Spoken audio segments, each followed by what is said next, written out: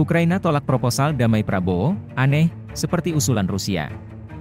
Jakarta, CNN Indonesia, Ukraina menolak mentah-mentah proposal damai yang diajukan Menteri Pertahanan Indonesia, Prabowo Subianto. Mereka menganggap proposal itu aneh, terdengar seperti usulan Rusia, bukan Indonesia. Terdengar seperti usulan Rusia, bukan usulan Indonesia.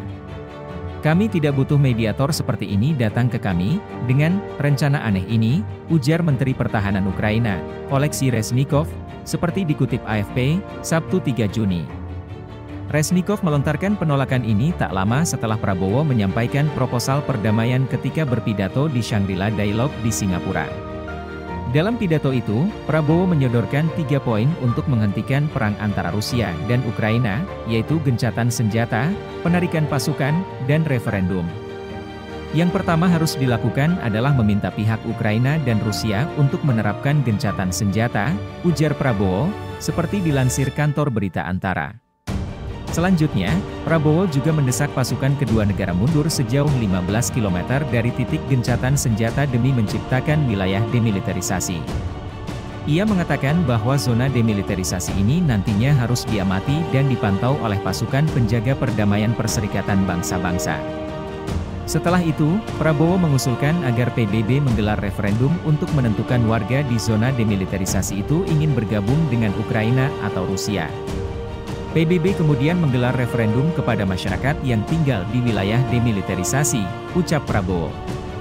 Menurut Prabowo, PBB harus menggelar referendum guna memastikan secara objektif keinginan mayoritas penduduk di wilayah yang disengketakan.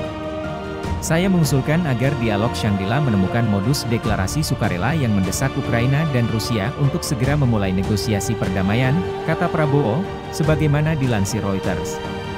Sejak perang berkecamuk, Rusia sebenarnya sudah beberapa kali menggelar referendum di 4 wilayah yang hendak mereka caplok. Meski diduga banyak kecurangan, hasil referendum menunjukkan keempat wilayah itu ingin bergabung dengan Rusia. Negeri beruang merah pun mencaplok sepihak keempat wilayah itu, walau Ukraina masih menguasai sejumlah titik di daerah-daerah tersebut. Referendum semacam ini bukan lagi hal asing dalam perseteruan kedua negara. Pada 2014, Rusia juga mencaplok Crimea setelah kawasan itu menggelar referendum. Pencaplokan itu tak pernah diakui masyarakat internasional. Berkaca pada sejarah tersebut, Ukraina dan sejumlah pihak lain mengecam usulan Prabowo. Kepala Kebijakan Luar Negeri Uni Eropa, Joseph Borrell, bahkan menyampaikan langsung kritiknya di Shangri-La Dialogue. Kita harus membawa perdamaian ke Ukraina, ucap Borrell.